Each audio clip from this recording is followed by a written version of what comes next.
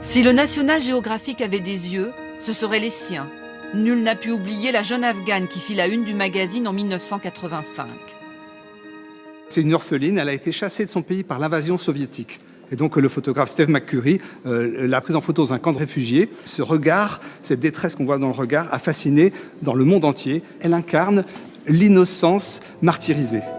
Des photos pour témoigner des douleurs du monde et surtout de ses beautés. C'est la vocation de ce magazine vieux de 125 ans.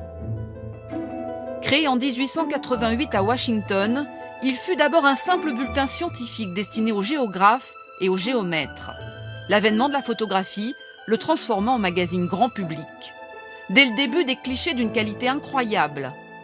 Ce lynx de Floride, capturé avec son reflet, date de 1902. Ce zèbre, de 1910. La Société nationale géographique a financé plus de 10 000 expéditions. Celle de Robert Peary, la première à atteindre le pôle Nord en 1908. Celle de Bengham, l'archéologue qui redécouvrit en 1911 au Pérou la cité inca du Machu Picchu. Celle de Jacques-Yves Cousteau avec sa soucoupe plongeante, la Denise, dont voici la vraie maquette. En 1985, c'est aussi le National Geographic qui annonça avoir retrouvé l'épave du Titanic. Ces photos, à 3800 mètres de profondeur, ont fait le tour du monde. Diffusé dans 75 pays, le magazine a 60 000 abonnés en France et plus de 2 millions de lecteurs. Marlène Marceau est une fan inconditionnelle. Dans sa bibliothèque entièrement dédiée au voyage, il occupe une place de choix.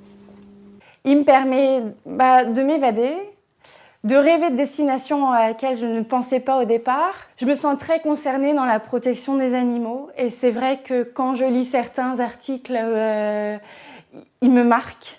Il me marque, ça me sensibilise beaucoup. Mieux qu'un long discours, les photos du National Geographic disent la splendeur de notre terre et la nécessité absolue de la protéger.